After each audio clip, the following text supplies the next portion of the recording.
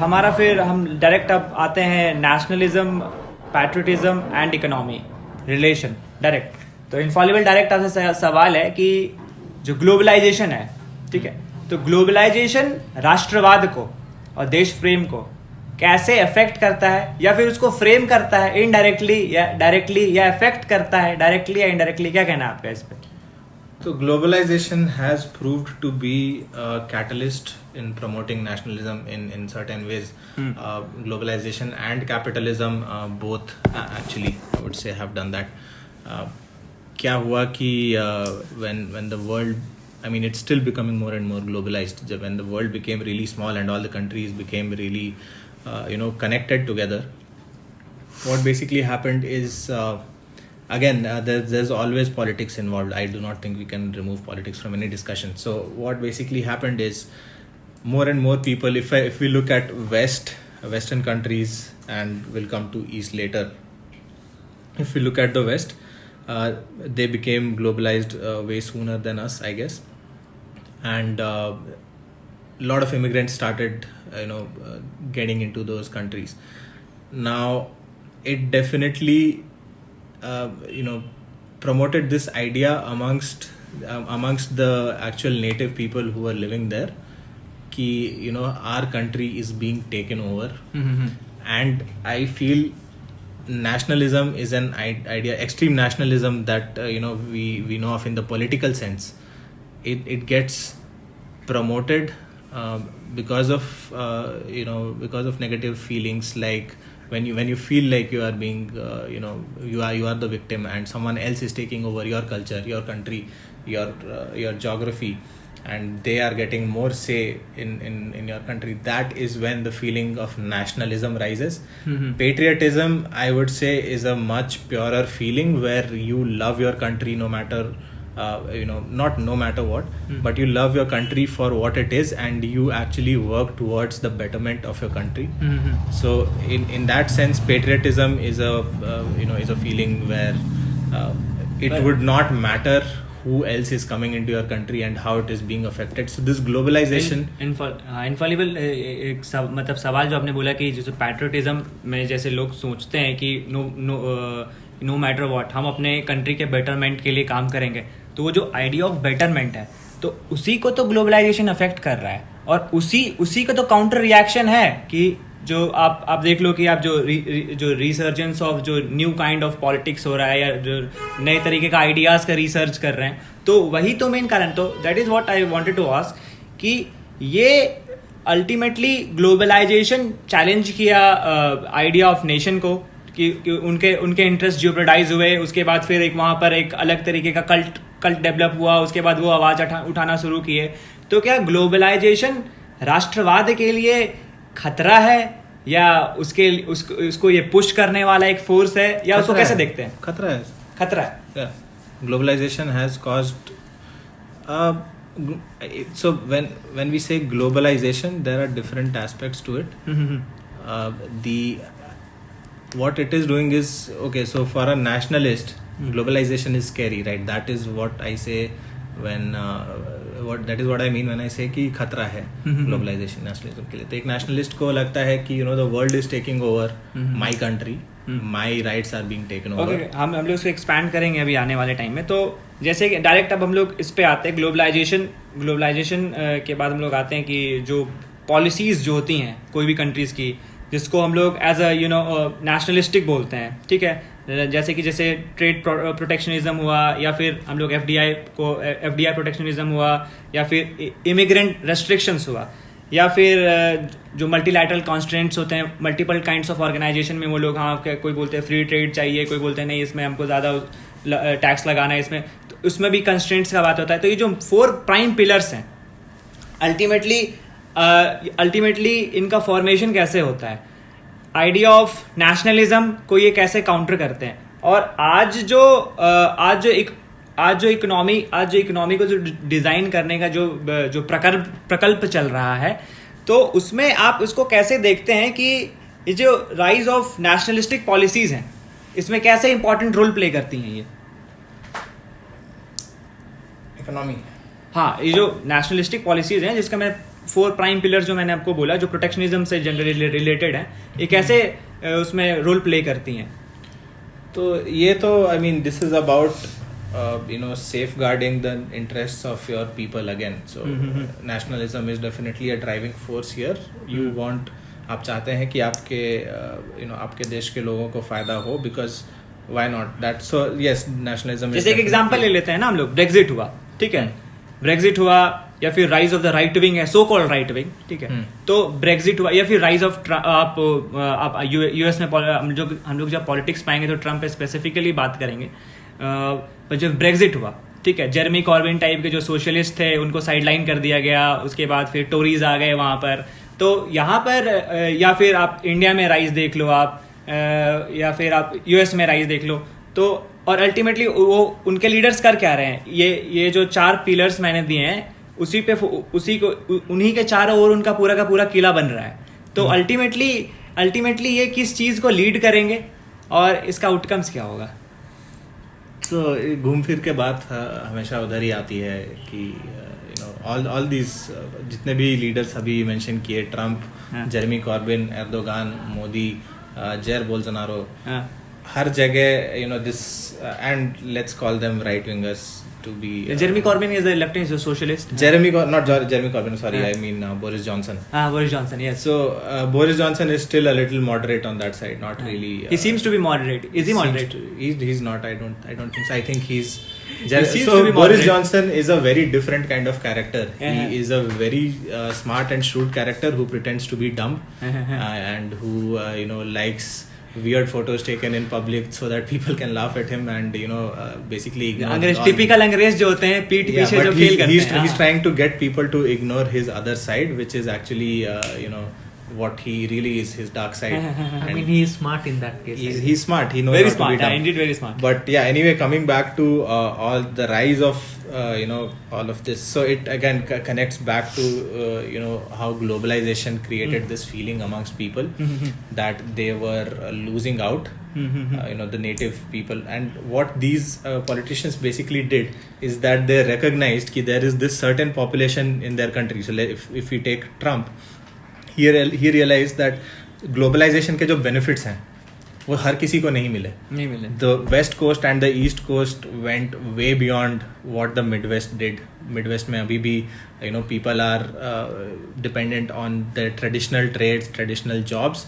वो लोग गरीबी में जी रहे हैं. They are not really, I mean, when I say गरीबी, I mean relative गरीबी, because हम लोग Indians हैं. तो नहीं, तो अल्टीमेटली कह सकते हैं कि जो राइज ऑफ ये जो नेशनलिस्टिक अप्रोच है, तो ग्लोबलाइजेशन फेल होता हुआ दिख रहा है. मैं फेल होता हूँ चैलेंज्ड इसको. Globalization is the way to go. Globalization will always happen. Nationalism is what we need to get rid of. This extreme nationalism, it will. I don't know if we need to get rid of it. I'm asking is कि क्या हुआ है, क्या होना चाहिए, वो मेरा सवाल नहीं, क्या हो रहा है. मैंने ये पूछा कि ग्लोबलाइजेशन चैलेंज्ड हुआ है क्या इसके कारण, नेशनलिज्म से. हाँ, obviously, if you look at the recent results from last 5-6 years, elections all over the world, what people are realizing is that there is a majority of people who feel disenfranchised, who feel like they don't have a voice and they have been left behind, like the Midwest in the USA, like a lot of people in India, like these are the people who vote for such politicians, and they are letting us known, they're letting themselves be known कि भैया हम भी हैं यहाँ पे, and you are not the only so there is this feeling that ये जो बहुत globalized लोग हैं, people who believe in believe they're citizens of the world, they are elitist. That's what they are telling us. जैसे Trump भी आया, सबसे पहले टीपीपी को ट्रांस पैसिफिक पार्टनरशिप को लात मार के भगाया. उसके बाद फिर वो आप ले लो, फिर आप इसको इमिग्रेशन इमिग्रेंट रेस्ट्रिक्शंस पे आप देख लो कि क्या स्टैंड है डोनाल्ड ट्रंप का. या फिर आप फिर ले लो मल्टीलैटरल कॉन्स्ट्रेंट्स, जब मन तब वो यूनाइटेड नेशंस को लपेटता रहता है. और फिर आप फिर WTO को ले लो, या फिर आप कोई भी ऑर्गेनाइजेशन रिलेटेड इकोनॉमिक ऑर्गेनाइजेशन को ले लो. मैं इस पे जो भी अभी हुई उसे मैं I will come to you secular. I have a specific question for you. So तो अल्टीमेटली फाइनल सवाल आपसे ये इनफॉलिबल आपसे ये कंक्लूड करना चाहेंगे इस टॉपिक पे आपसे कि जो इकोनॉमिक नेशनलिज्म जो एडवांस और इमर्जिंग इकोनॉमीज में जो हो रही हैं, ठीक है, इनके प्राइम रीजंस क्या हैं? रीजन वही है जो हमने अभी जस्ट डिस्कस किया कि there are a lot of people, globalisation से फ्यूल हो रहा है ये सब कुछ। ग्लोबलाइजेशन से फ्यूल होता है विक्टिमहुड, वेयर पीपल कि हमारा राइट चला गया, हाँ, कि हमारे पास हमको फायदा नहीं हो रहा है, हमको फायदा नहीं हुआ। इट्स नॉट लाइक अगर सबको फायदा हो रहा हो तो इंसान का देखो सबसे बड़ा नेचर होता है जहां उसको फायदा दिखने लगे वो चीज उसको पसंद आ जाती है। सिलेक्टिव अपॉर्चुनिज्म कह सकते हैं इसको। जी हाँ। तो अगर आपको ग्लोबलाइजेशन से ऐसा हो कि पूरी कंट्री में सबको इक्वली फायदा हो रहा है, then I do not think that we will see such rise of toxic nationalism and racism in the countries that like we are seeing right now. So that is what is driving. So globalization gave rise to victimhood. This victimhood gave rise to frustration among people who want to be heard, who want to be known, who want other people to know कि भाई हम भी हैं, you need to take care of us as well. And that is what these politicians are cashing on. They are using them, they are manipulating them. They some of them might genuinely believe those things.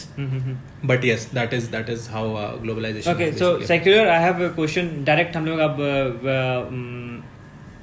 Waste से अब east पे चले जाते हैं। Direct waste को बहुत discuss कर लिया, अब डायरेक्ट ईस्ट पे आ जाते हैं, लैमिनल सरफेस पे ईस्ट। जापान पे आते हैं कि जापान ने बोला कि हम लोग अपने आर्टिकल 9 जो कि उनका आर्टिकल है जो उनको आर्मी मेंटेन करने के लिए मना बोलती है, आइडिया ऑफ पैसिफिज्म को इन लोग इंडोर्स करने के लिए कहती है।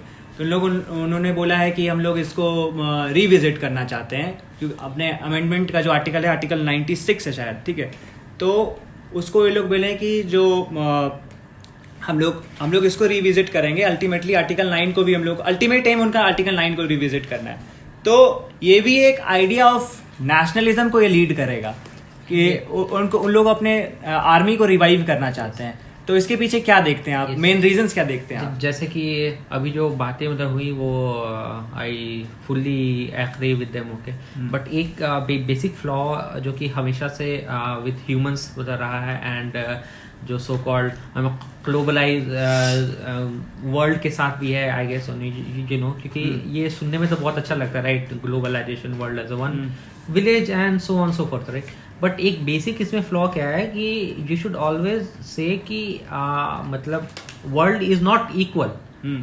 जैसे कि हमारे फ्रेंड ने कहा कि अगर सबको फायदा होता तो ये होता, राइट? लेकिन ये सबको फायदा ह्यूमन एक वो नहीं है, राइट? बिकॉज अगर मैं आज 1000 रुपया कमाता हूँ तो मैं कल सोचूंगा कि मैं I will go forward, right? 2000 में कमाऊंगा, लाइक 3000 टाइम में कमाऊंगा, right? So basically that income which you are thinking कि वो जो आएगा, right, that is gonna come on the expense of somebody else, right? तो ये क्या हुआ, क्योंकि वही चीजें हुई, राइट? लाइक सम कंट्रीज को ये हुआ रियलाइजेशन कि ओके हम लोग पीछे मतलब रह जाएंगे, या उनकी जो कंपनीज है वो आकर के हमें एक्सप्लॉइट करेंगी, राइट? तो यहीं से मतलब अगेन पीपल स्टार्टेड लाइक कि नहीं, हमें थोड़ा अपने कंट्रीज के लिए सोचना होगा, या हमारे कंट्रीज में जो भी रह रहे हैं उनके लिए सोचना। प्योर फॉर्म इससे अच्छा कोई कॉन्सेप्ट ह्यूमन हिस्ट्री में रहा नहीं, ओके? लेकिन in the current context and अभी का जो वर्ल्ड है एंड जो ह्यूमन का जो एटीट्यूड होता है टुवर्ड्स एनीथिंग एल्स, ये this is gonna cost other things as well to all this communities. Okay.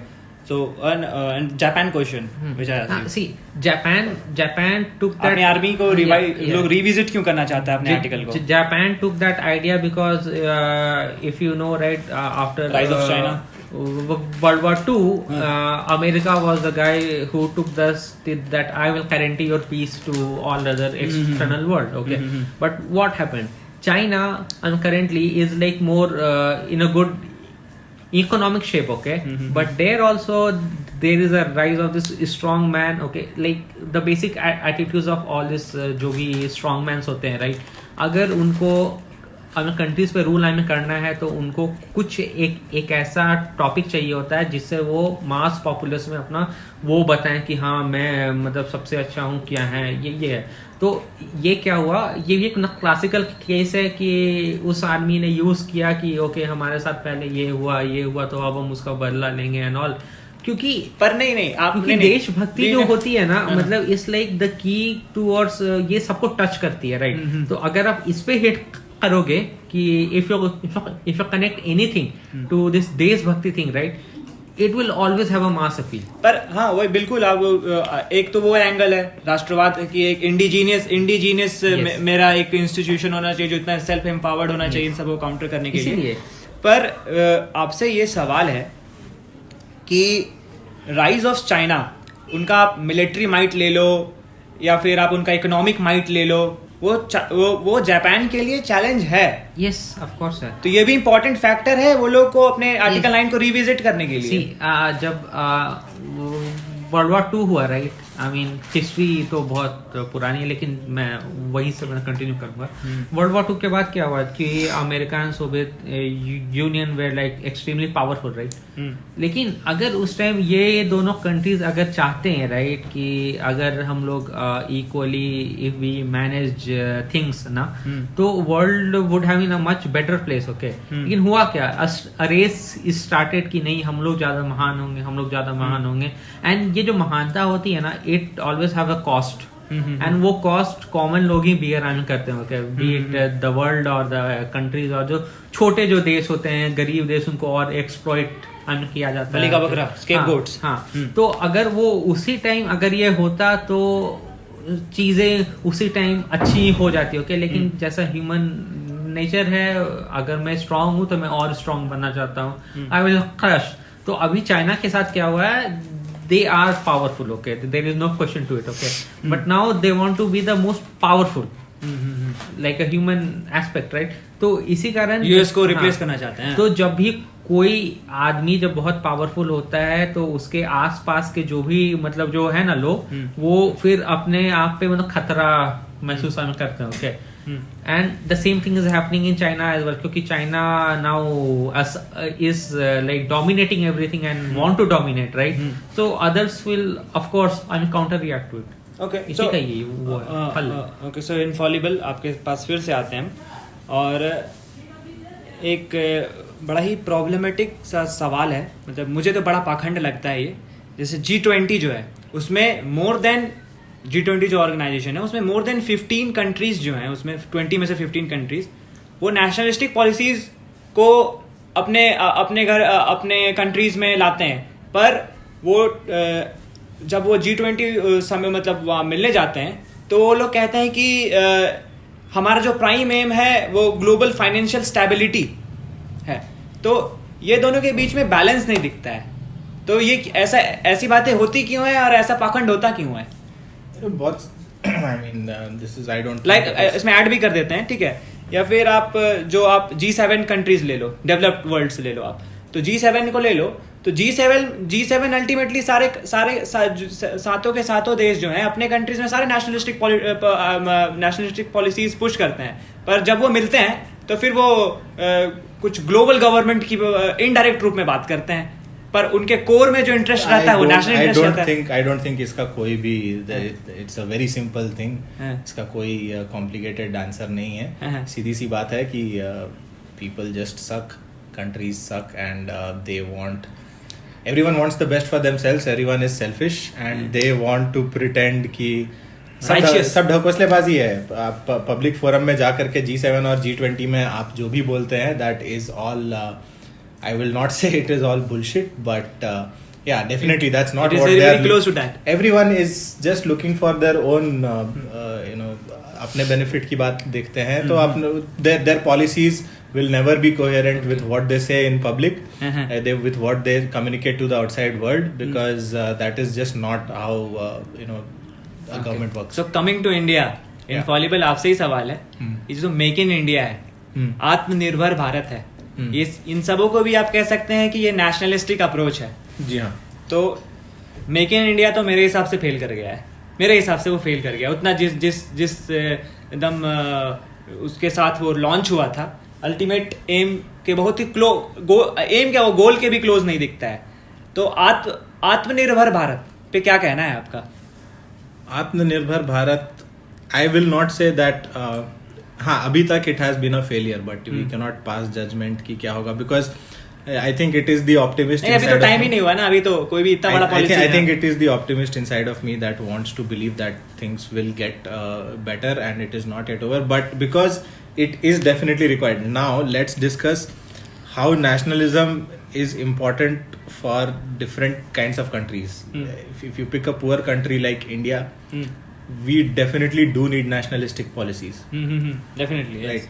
Right? Probably more than other countries need. And here nationalistic policies might have more to do in terms of how they better people's lives. So here if a politician pushes for nationalistic policies, they might actually be for the benefit of the nation, unlike, let's say, even in the US, it will benefit their population, but there the intention is a little more malevolent, I would guess.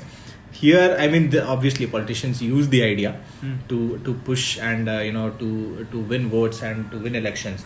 But what we do need to understand is that countries that have been left behind, countries like India, like Pakistan, like basically all the poor Central Asian countries, South Asian countries. Yeah, basically all the poor countries of the world, they all do need nationalism, because otherwise the global globalization has created certain invisible monsters where big companies and big governments of rich nations control too much. They have too much power, not just on their own countries, not just on their own citizens, but they have control over other nations as well. Yes. So our rights need to be protected, and we need to make sure that we do not, because this gap is only going to increase. Without nationalistic policies, this gap is not going to be reduced. So we do need something like Make in India to work. I hope it does. पर जो सरकार का जो step दिखता है, हमें बस cosmetic दिखता है. वो तो देखो, that is a different matter altogether. So जैसे make in India fail Yes. क्यों किया? क्योंकि सब सारा के सारा majority of them were like some kind of cosmetic steps. अगर आत्मनिर्भर भारत बनाना that है is तो a reflection of our current government. Our current government is all about, I don't know how capable they are actually, but they are way more focused on the optics, on how they look. So they will promote any new, I think if they had started Make in India and maybe not made such a huge deal out of it and made a big deal कि भाई हम तो ये कर लेंगे वो कर लेंगे, तो the problem is कि आप बोलते बहुत ज्यादा है और करते बहुत कम है. That is a problem of this current government. So yeah. नहीं, सबसे प्राइम प्रॉब्लम ये लगता है सेक्युलर कि जैसे आत्मनिर्भर मेक इन इंडिया ले लो, आत्मनिर्भर मेक इन इंडिया के फेलियर को कंसिडरेशन में रखते हुए आत्मनिर्भर भारत के बारे में बात बोलते हैं कि ये लोग अभी जैसे बोलते हैं कि इलेक्ट्रॉनिक पॉलिसी देख लीजिए, या फिर आप यहाँ पे मैन्युफैक्चरिंग पॉलिसी देख लीजिए, या फिर ईज ऑफ डूइंग बिजनेस देख लीजिए. ये लोग नंबर पे तो आ गए, पर जो स्टेट का जो उसमें जो रोल होना चाहिए, अभी भी आप देख लीजिए मंथ्स एंड मंथ्स लग जाते हैं कोई बिजनेस को स्टार्ट करने में. तो मेरा सवाल आपसे ये है कि हमारा सबसे पहला स्टेप होना चाहिए था लॉक एंड लोडेड स्टेप, कि हम लोग जो मिनरल्स भेजते हैं, रॉ मटेरियल्स, तो रॉ मटेरियल्स जो भेजते हैं उस पर सबसे पहली बात रोक लगाएंगे और उसको हमारे देश में यूज करने के बात करेंगे, तभी आत्मनिर्भरता जो कोर स्ट्रांग होगा. हमारा कोर स्ट्रांग नहीं है, हमारा न्यूक्लियस स्ट्रांग नहीं है, पर बाहर से जो बाउंड्रीज है उस पे लोग एकदम फूल माला चढ़ा के उसके मिनियंस कूदने लगते हैं कि आत्मनिर्भर आत्मनिर्भर आत्मनिर्भर. तो उन मिनियंस के लिए आपका क्या संदेश है? देखिए, सबसे जो बड़ी जो बात जो है ना अभी के करंट में कि आत्मनिर्भर का जो जो कॉन्सेप्ट जो फ्लोट जो किया गया है, एक्चुअली सुनने में बहुत ही अच्छा लगता है, right, that we will self sufficient and all, okay. But if you go to down to the core people, right, who are actually gonna implement this, right? Like if I am going to open a factory, to make something, right? Just imagine a guy has to bribe like so many individual till he gets the approval itself. Forget about when he is gonna construct thing, then more of this bureaucracy, politics, people will come and ask for it, okay. So the basic problem lies here itself, okay, that the core people who are gonna implement it are like suffering, okay. What is happening is the big the big corps like Microsoft, right, made an office here, and for them it's a no issue, right? They can give thousands of crores and acquire the land and thing, okay? But the Atmanirbhar Bharat should have been focused on the core people, like the village people or some. For them, thousands of crore is a तो सरकार तो giant, बोलेगी, right? पर सरकार तो बोलेगी कि हमारे बजट में सबसे ज्यादा पैसा तो हम विलेज के लिए ही है. Is it going to the correct हाँ, तो वो लोग तो पोर्ट्रेट तो करते हैं कि हम लोग डायरेक्ट बेनिफिट के द्वारा उनको एम्पावर किए हैं. Yes, that is the point, right? A government in a country like India where the transparency is very less, you even if you say that steps लिए गए हैं. आपका I कहना would है like to point out another aspect. So what he is getting at is कि what secular is getting at is कि government का पैसा लोगों तक नहीं पहुंच रहा है, करप्शन तो वो तो है ही, वो तो अलग ही प्रॉब्लम. उस पर तो we will have another episode I guess on this podcast. Another thing is that's wrong with India is हमारे यहाँ बहुत ज़्यादा रेगुलेशंस है, तो वो तो इलीगल पार्ट हो गया. इलीगल चीज़ों के कारण तो लाइफ है ही टफ ऑलरेडी. लीगली भी अगर हम देखें तो इंडिया के अंदर we have 57 ministries. United Kingdom has 9. Most countries like Japan में 10 से कम है. बहुत जो भी अच्छे कंट्रीज जो अच्छा परफॉर्म कर रहे हैं they do not have so many ministries. On top of that we have too many regulations for trade. We have around 57,000 different types of labor laws, this that सब कुछ मिला करके. So एनवायरमेंटल के में. yeah, so we have not sorted out the legal structure enough to promote business. Illegal की तो आप बात भूल ही जाइए. They are trying it. आजकल थोड़ा कुछ दिन पहले कुछ regulations हटाए थे इंडियन गवर्नमेंट ने. ये कोविड वाले उसके बाद. हाँ. स्टेट गवर्नमेंट लेबर लॉस तो स्टेट गवर्नमेंट के अंदर जनरली आती है. Yes. So what we need to do is promote MSMEs, small and medium enterprises, to they do not need their help. I think the government when they are asked to provide help, they think we will provide money, we will provide loans. What they need to make sure is that the ease of business is provided. but ease of business में तो वो लोग कहते हैं कि 60s में है, अभी बोलते हैं 40s में आ जाएंगे इस बार. I mean those are the simply optics, forget about that. But one good thing which is happening currently is like with the advent of this online platform for farmers and all, right, things are becoming more Simplified. Simplified, and local, like a guy can sell it to, so basically Gem platform like basically platforms if like he Gem. gets Yes. the income, he will sure try to expand, right? And that's how you do it. You don't just pour in something from the outside and you want somebody to start this. Make him earn, right? ये government Then only he will spend. ये government कहती क्या है कि हम ऊपर से trickle down theory में विश्वास नहीं रखती. ये कहती है कि हम नीचे वाले को एम्पावर करेंगे, वो एम्पावरमेंट ऊपर तक पहुंचेगा अल्टीमेटली. If it पर वो works- दिखता नहीं है. If it works, पर वो दिखता नहीं है हमें. If it तो हम works- अल्टीमेटली फाइनली कंक्लूड करते हैं इसको कि हम आत्मनिर्भर को फेल नहीं कर रहे हैं, आत्मनिर्भर भारत को फेल नहीं कर रहे हैं, पर जो कॉन्क्रीट स्टेप्स होने चाहिए थे वो दिखे नहीं है अभी तक. मेरा पर्सनली मेरा ये पर्सपेक्टिव है कि यह पॉइंट ऑफ व्यू है कि जो आप रॉ मटेरियल्स को आप सबसे पहले रोकिए, उनको आप देश में ही कैसे आप यूज़ कर सकते हैं उस पर आप लोग फोकस करो. MSME made a very important point. और उसके बाद फिर ट्रिकल डाउन थ्योरी पे जो बात हुआ कि ऊपर से नीचे, नीचे से ऊपर, उसको लोग चरितार्थ करें, सिर्फ थ्योरी में वो ना रहे. And so moving to the next question will be to the infallible कि जैसे फ्लिपकार्ट को वॉलमार्ट एक्वायर किया, वॉलमार्ट ही एक्वायर किया है ना. Yes. तो फ्लिपकार्ट को क्या as an act of industrial patriotism Indian government को प्रोटेक्ट करना चाहिए था. लाइकवाइज जैसे चाइना करती है अपने मेजॉरिटी ऑफ द कंपनीज को, या फिर ऑटोमोबाइल सेक्टर में पीगट को फ्रांस किया था कुछ दिन पहले. तो क्या कहना है आपका इस पे इनफॉलिबल? करना चाहिए था? I cannot give an answer as yes or no कि करना चाहिए था नहीं, but I think it depends on how India views itself, what kind of a nation we think we are, and how the government views कि कितना interference. Because if you think about it, Flipkart was started by Indian citizens. Flipkart was an Indian company, and if पर the वो Singapore government में based थी ना, थी तो India. हाँ, वो तो अलग ही मैटर. वो तो they are flouting regulations just so they could tax बचाने के लिए tax वगैरह. बचा हाँ. सकते हैं. That is a different matter altogether. But do we think that India is the kind of country that interferes in private businesses that way? do we want our government to be like that? Because sure, I mean, I understand where this question comes from. Ki, it was one of the primary e-commerce startups in India, and now it is owned 77% by Walmart. So yeah, we have given up, and e-commerce, as we know, is growing at a huge pace. 2026 tak it will go by 1200% compared to what it was when Flipkart got acquired. So I understand where the question comes from, but the thing is, are we like China?